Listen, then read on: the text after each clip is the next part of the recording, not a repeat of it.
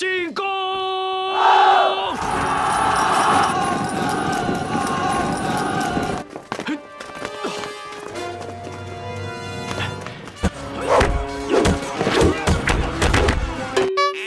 ！Halo para bos-bosku dimanapun kalian berada, bagaimana kabarnya? Kembali lagi bersama gua Felis, melanjutkan serial The Shaolin Warrior kemarin. Permasalahan kali ini akan semakin banyak dan semakin seru untuk disaksikan. Jadi jika ingin nyambung dengan jalan ceritanya, saksikan episode sebelumnya terlebih dahulu, barulah nonton video yang ini. Dan tanpa banyak basa-basi lagi, mari kita masuk dan mulai ke alur ceritanya.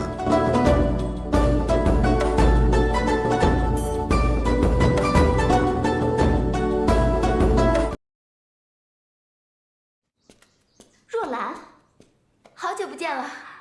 你现在看起来也跟原来完全不一样了。听说岳文在列表山，他还活着吗？还不知道。 Singkat cerita, esok hari pun tiba. Setelah mendengar kabar Jenderal Qi sebentar lagi akan menyerang, anak tiri Tuan Wong langsung mempersiapkan beberapa jebakan untuk menghalau pasukan Jenderal Qi. Tuan Wong yang kebetulan melihatnya saat itu justru meminta anak tirinya agar segera pergi membawa pasukan 5.000 jumlahnya, yang itu jelas membuat anak tirinya bertanya-tanya di mana alasannya Tuan Wong hanya tak ingin dirinya mati di medan perang, yang meskipun statusnya hanyalah anak tiri, Tuan Wong tetap tak rela dan anak tirinya pun mau mengerti itu, lantas bersiap-siaplah dia untuk segera pergi meninggalkan Gunung Libo ini. Dan di situasi yang sudah tenang-tenangnya ini, muncul lagi masalah baru untuk Jenderal Qi, yaitu Jenderal Qi diminta untuk segera membubarkan pasukan barunya karena pasukan barunya tersebut dianggap bukan tentara dinasti Ming sungguhan oleh Xian Shifan. 将士们在前线效力，反而处处掣肘，事事添乱。那我们这仗还打不打？兵部那边，我去解决。你先回去吧。好，那卑职先告退了。严世蕃在抗倭之事中屡屡插手。 Tak mau ambil pusing dengan apa yang dikatakan Yan Shifan, Jenderal Qi tetap fokus pada strateginya dan ia berencana akan menyerang dalam waktu dekat ini. Usai berbicara dengan Jenderal Qi, kemudian Yukong pun meminta izin ke Kepala Biara karena dia akan memimpin 30 bisu termasuk yang dibawa Kepala Biara tempo hari. Di mana mengejutkannya, Kepala Biara pun request ingin ikut, yang jelas langsung ditolak oleh Yukong, meski pada endingnya Kepala Biara pun tetap jadi ikut karena Yukong tak mungkin berani membantah omongannya. Dan sebelum berangkat ke medan perang, Roland menyempatkan waktu untuk membuat kue untuk diberikan ke pasukan. Mengingat hari ini adalah hari festival tahunan, yang di sini Jenderal Qi justru mendapat ide untuk persediaan makanan yang akan dibawanya ke medan perang. 我们可以叫火头军把饭和菜混合在一起，做成饼状。如果烤干就不会坏了。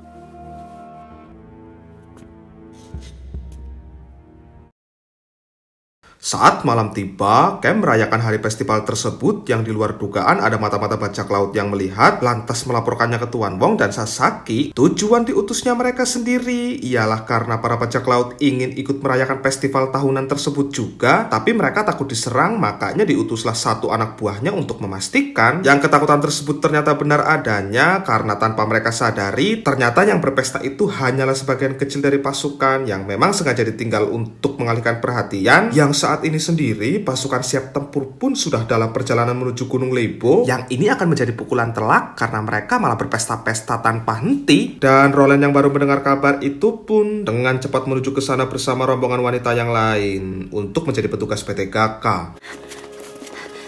怎么是你啊？你怎么在这里啊？你要渡海？若兰，能带上我吗？好，我们一起去。船家。 我们要渡海，秀子，若兰，你怎么在这儿？你要去哪儿？你也要去列表山？月空也在。 Tibanya sampai, mereka pun melumpuhkan penjaga terlebih dahulu, lalu langsung melakukan serangan saat itu juga, dan dengan ini peperangan pun dimulai. 戚继光来了吗？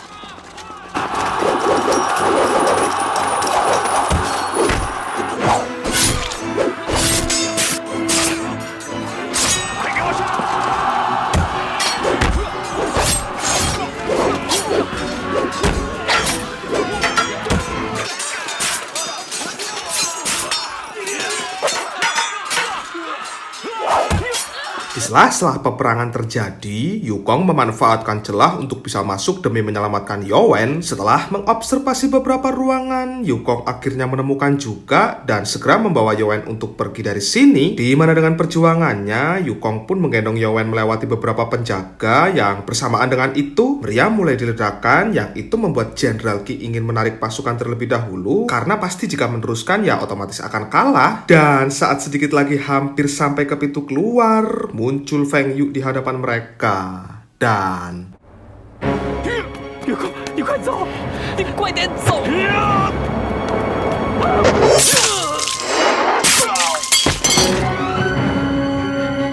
你们走吧，谢谢。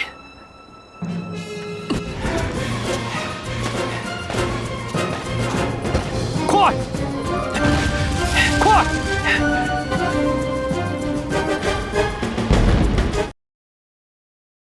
karena tidak mungkin untuk balik ke camp pelatihan, Jenderal Qi memutuskan untuk membuat sebuah camp baru di ujung pulau yang tak jauh dari markas bajak laut. Bersamaan dengan datangnya para wanita, Yowen dicek kondisi kakinya yang sayangnya ia dinyatakan lumpuh alias tidak bisa jalan lagi. Di mana pada momen ini terjadi sedikit drama menyayat hati bagi seorang Roland tatkala Yowen memutuskan jadi biksu sejati, yang itu artinya cintanya tidak bisa terwujud karena Yowen kali ini benar-benar mantap pada keputusannya itu. Dan begitu Yowen resmi disahkan jadi seorang biksu sejati, ia dibawa oleh kepala biara menuju ke kuil Shaolin, yang itu membuat Roland sangat-sangatlah sedih.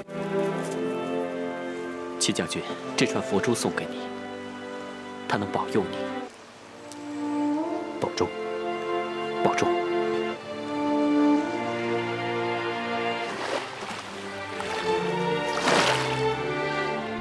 Singkat cerita, malam hari pun tiba. Meskipun memiliki jumlah pasukan yang lebih banyak dari pasukannya Jenderal Qi, mereka berdua nyatanya khawatir tidak bisa memenangkan peperangan ini. Untuk itu mereka berdua pun mengutus Feng Yu agar membunuh Jenderal Qi dengan diam-diam masuk ke camp lalu melawannya saat ia tengah sendirian. Di mana Feng Yu dalam misi ini meminta imbalan besar serta 3.000 pasukan perang untuk dibawa ke Jepang, yang jelas langsung dapat penolakan dari Sasaki karena khawatir nantinya pasukan tersebut akan digunakan untuk menyerang bosnya Sasaki yang ada di Jepang sana. Dan meskipun mendapat penolakan dari Sasaki, Tuan Wong tetap mengiyakannya saja karena pada hakikat yang sesungguhnya Tuan Wong juga nggak mau memenuhi persyaratan si Feng Yu itu alias hanya tipu-tipu saja. 3000元，你不觉得代价太大了吗？不是自己养的狗，能听主人的话吗？先让他去咬戚继光。 然后，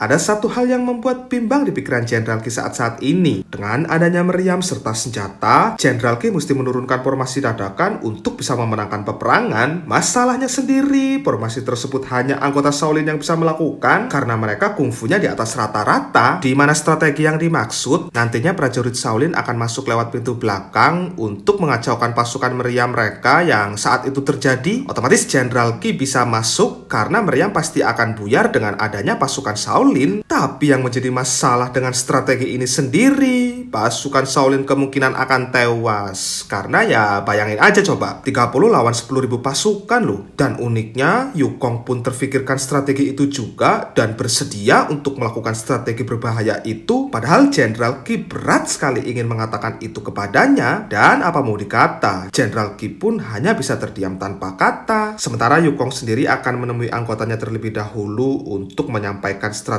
ini. Saat memiliki celah, Shao Ze datang menghampiri Yukong, yang itu membuat Feng Yu mangkir lalu fokusnya berpindah pada percakapan mereka berdua. Dan di sini lagi-lagi Shao Ze menyatakan perasaannya untuk kesekian kalinya. Yang untuk kesekian kalinya juga Yukong menolak karena hatinya masih untuk kepercayaannya saja, yaitu Buddha. Di satu sisi, ketika tengah menunggu kabar apakah Feng Yu berhasil atau tidak, mereka berdua malah dikejutkan dengan datangnya Yan Xifan yang bermaksud memerintahkan Tuan Wong untuk membunuh Jenderal Qi. Di sini Yan Xifan menjanjikan sebuah jabatan lagi yang kali ini langsung dihiraukan oleh Tuan Wong, dan Tuan Wong justru ingin membunuhnya karena muak dengan semua penipuannya selama ini, di mana aksi Tuan Wong tersebut dengan cepat langsung digagalkan Sasaki, yang di sini terkuaklah sebuah fakta. Yan Xifan sebenarnya bekerja sama dengan bosnya Sasaki yaitu Yamaguchi, yang itu baru diketahui Tuan Wong setelah sekian lama berpihak pada bajak laut. Dan meskipun kesal dengan semua kerahasiaan ini, Tuan Wong tetap kembali pada fokus utamanya, karena yang terpenting saat ini ialah membunuh Jenderal Qi. 为了主公的大业，我们会拼尽最后一口气。我们现在是在一条船上了，都到这个时辰了，风雨怎么还没回来呀？ Dan begitu ada kesempatan, Feng Yu malah ketahuan yang berujung gagal, lantas kaburlah ia dan beruntung berhasil. Dan saat ingin kembali ke markas, ia lagi-lagi mendapati Shao Ze tengah mengemis cinta pada Yukong, yang kali ini justru membuat Feng Yu geram, lalu memutuskan untuk menantang Yukong berduel sampai mati. 风雨，你是来找秀子的吗？不，你要杀戚继光，但是现在我要杀你。 杀我？是的，你的屠刀还不能放下吗？我只有杀了你，才可以让秀子。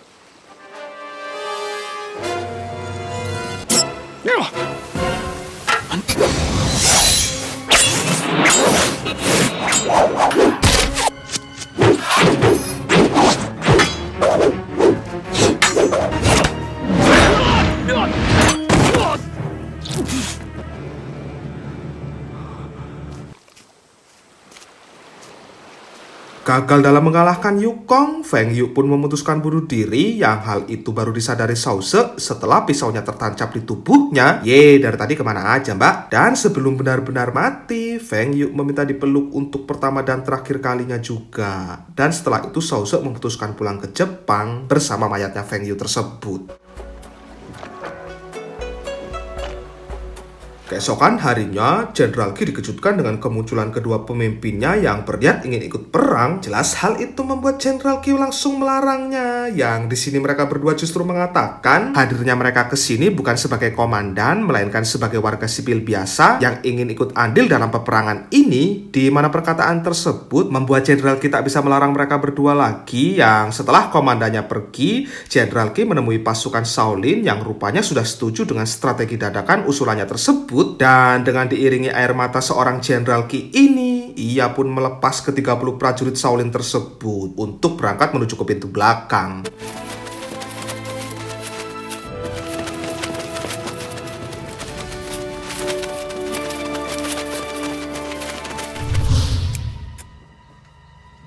Mereka 怎么还没有动静？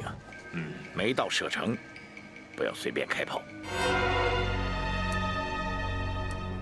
Setelah menunggu cukup lama tapi belum ada pergerakan dari Yukong, Jenderal Qi memutuskan untuk maju menggeretak, yang itu membuat mereka berdua gembira karena mengira pasti peperangan ini akan dimenangkan dengan mudah. Tetapi ketika baru menyadari kok nggak ada prajurit Shaolin sama sekali, tak lama muncul prajurit Shaolin dari belakang. Dan dengan ini peperangan pun dimulai.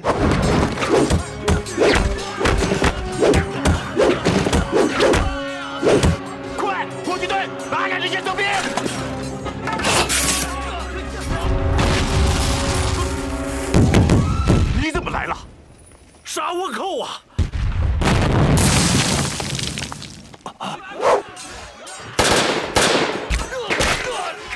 我先去对付弗朗基，你把他们引开。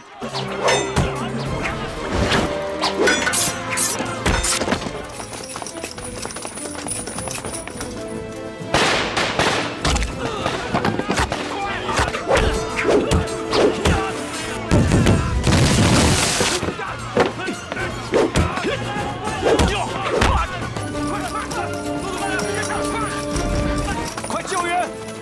你没事吧？我没事，快！ 姐， Ya, satu pelor pun menancap pada tubuh si San yang bermaksud ingin menyelamatkan Jenderal Qi. Dan lagi-lagi, di sini terjadi momen haru tatkala Jenderal Qi sebenarnya ingin menikahi San setelah perang ini selesai. Yang makanya waktu itu ia pernah melarang San untuk jangan ikut ke medan perang. Alhasil, San pun tewas dan Shaolin pun berhasil memenangkan peperangan sebelum pasukan Jenderal Qi datang. Dan bagaimana nasib mereka? Kita lihat saja.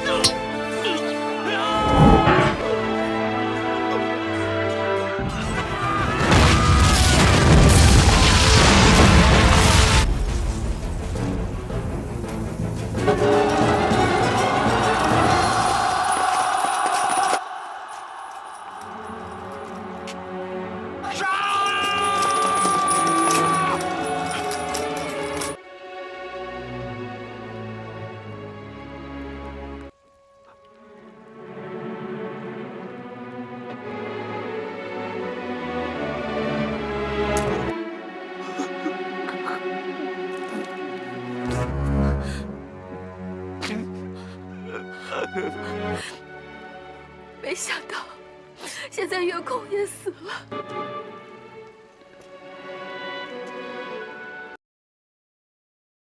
Dikisahkan setelah semua yang terjadi ini, dinasti Ming bebas dari bajak laut dengan terambilnya wilayah Gunung Limbo ini oleh kemenangan mereka. Dan untuk memimpin bajak laut yaitu Tuan Wong, ia melarikan diri ke Jepang untuk bergabung dengan Yamaguchi dan akan memulai petualangan baru di sana. Sementara Yan Xifan, dia dipenjara setelah terbukti bersalah dan akan segera dihukum mati atas semua perbuatannya. Dan untuk Roland sendiri, ia memutuskan pulang ke kampung halamannya untuk bisa menjalankan hidup yang baru bersama orang tuanya dengan hidup damai tentunya. Yang menjadi pertanyaan cuma satu, kemana perginya anak tiri Tuan Wong?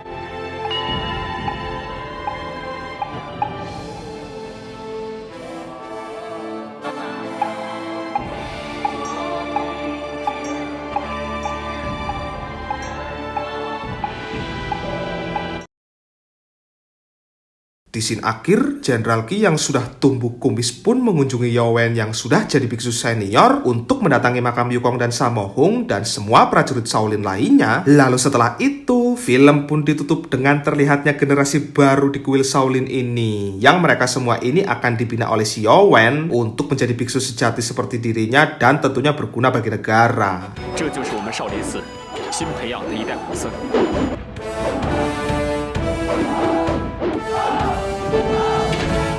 Tamat.